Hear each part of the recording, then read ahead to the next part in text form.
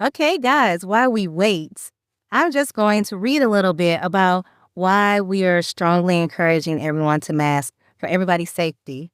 Um, we have lost so many over the past 5 years, but the general public was happy to forget the need to protect immunocompromised and high risk individuals when they stopped masking once vaccinated, and the Biden administration declared victory over COVID in 2021. But since that declaration of victory, hundreds of thousands of Americans have died of COVID, and millions more have become permanently disabled by more than 200 symptoms of long COVID and subsequent post-viral illnesses. It is estimated that more than 400 million people worldwide are suffering from long COVID, and with anywhere from 10 to 30% of all cases of COVID causing long COVID, the numbers will continue to rise. Evidence has shown for years now that repeated infections compound the risk of having long-term impacts. So each new COVID infection brings with it the increased risk of heart attacks, strokes, new onset autoimmune diseases, gastrointestinal dysfunction, immune dysregulation, and hundreds of other post-viral conditions. Currently, the Trump administration is defunding and reducing access to vaccines and treatment research, disease monitoring, and other public health measures that were already lackluster and inadequate under the prior administration. The further slashing of public health is a huge threat to all Americans, but especially disabled, mostly marginalized, and racialized people who are significantly more impacted by the violence in our healthcare system.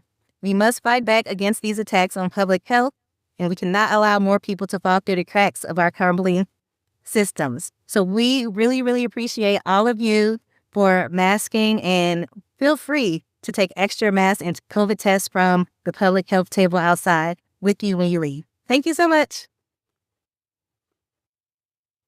Welcome to Crushing Colonialism's Decolonized Beats Indigenous World Pride. Come on, y'all can be louder than that. Yes. All right, that's better. So I'm Jen Deerenwater. I am the founding executive director of Crushing Colonialism. Crushing Colonialism was founded in 2016, and our mission is to uplift and tell the stories of Indigenous people through media and traditional storytelling. We produce international reporting and organizing to inform and empower marginalized community members, create professional opportunities, and advocate for the just funding and employment of Native artists, media workers, and storytellers. In doing this, we control our narratives in order to crush colonialism. So DBIWP, which is short for Decolonized Beats Indigenous World Pride, DBIWP is a multi-year programming that began in 2023 with a community event featuring local Indigenous women, Two-Spirit, and Indigiqueer relatives held on Treaty 1 territory in so-called Winnipeg, Manitoba, Canada. In 2024, we created an original album, Hope, with Indigiqueer artists from around the world and produced by Native American Music Award nominee Tony Enos, who is with us tonight. Yeah, go Tony. Go Tony, come on now. The musicians even collectively co-wrote the song Hope and will perform it on June 1st, the final night of DBIWP at Atlas Performing Arts Center. So you don't want to miss that. Check out our website, crushingcolonialism.org. You can see everything that's to come. So the album, as I was saying, Hope, it's available on Apple, Spotify, and our website, crushingcolonialism.org. We also held a film training for 4 Indigiqueer youth from around the world, led by the amazing Plains Cree filmmaker Theo Cuthand. June 1st will be the world premiere of the students' films, and we've worked very hard to keep our Indigiqueer people trained, engaged, paid, and supported at all stages of their lives and careers and storytellings. And everything that y'all see tonight and Sunday night, that is not the end. we are continuing on. So I encourage all of you here with us on Piscataway land and who are watching online to follow us on all of our social media, to sign up for our newsletter, which you can do on our website, once again, crushingcolonialism.org, and to stay engaged in our work because there is so much more to come. We put out calls for paid work on a regular basis.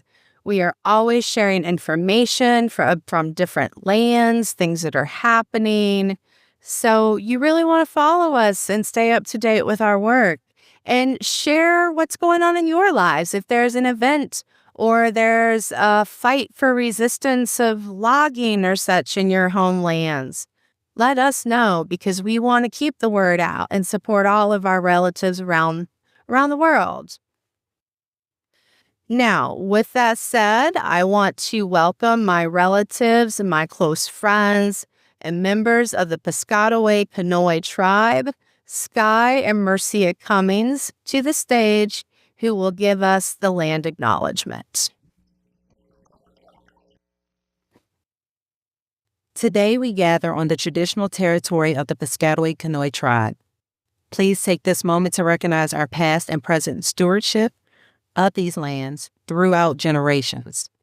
Let us acknowledge the continued presence and enduring relationship existing between the indigenous people originally from the region, now referred to as D.C., Maryland, and Virginia, as well as the many tribal citizens who reside here today and share this place, influencing the life ways of the region.